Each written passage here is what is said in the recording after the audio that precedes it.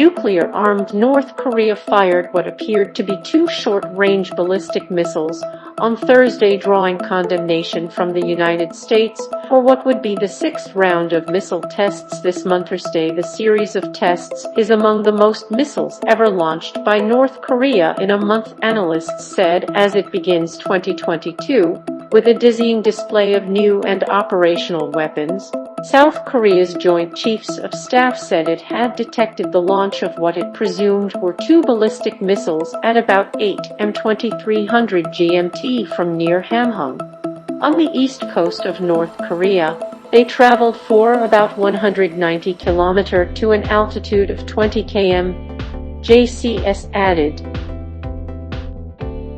North Korea said this month it would bolster its defenses against the United States and consider resuming all temporarily suspended activities, an apparent reference to a self-imposed moratorium on tests of nuclear weapons and long-range missiles. The launch came after North Korea fired two cruise missiles into the sea off its east coast on Tuesday, adding to the tension over its tests.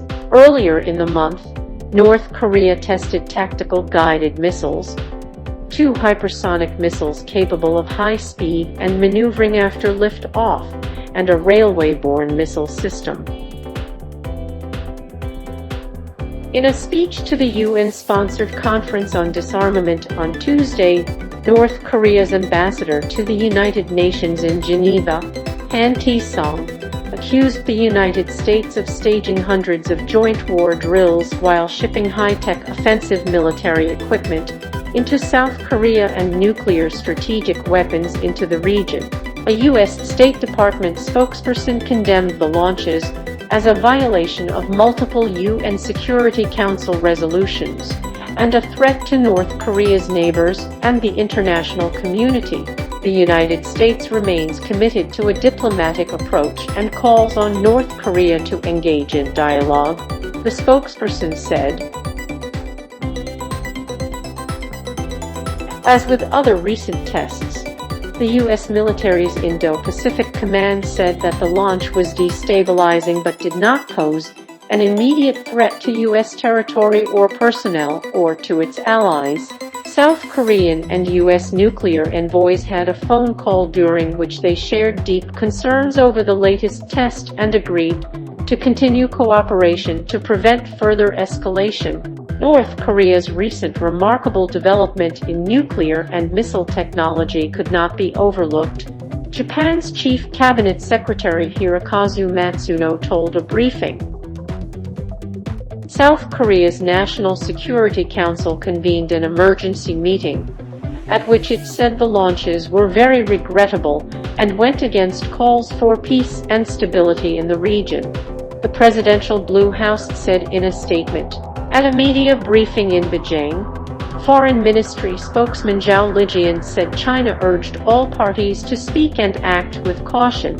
U.S. President Joe Biden's administration sanctioned several North Korean and Russian individuals and entities this month on accusations they were helping North Korea's weapons programs, but China and Russia delayed a U.S. bid to impose UN sanctions on 5 North Koreans. On Wednesday, U.S. Deputy Assistant Secretary of State for Japan and Korea Mark Lambert said that Washington had no reservations about talking with North Korea and was willing to meet anywhere and talk about anything. North Korea has defended its missile tests as a sovereign right of self-defense and said U.S. sanctions proved that even as the United States proposes talks, it maintained a hostile policy. The recent test firing of new types of weapons was part of activities for carrying out a medium and long-term plan for development of national science, the North Korean UN envoy Han said in a speech on Tuesday.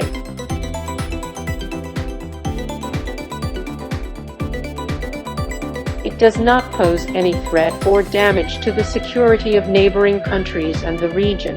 North Korea has not launched long-range intercontinental ballistic missiles, ICBM, or tested nuclear weapons since 2017, but but began testing a slew of shorter-range missiles after denuclearization talks stalled following a failed summit with the United States in 2019.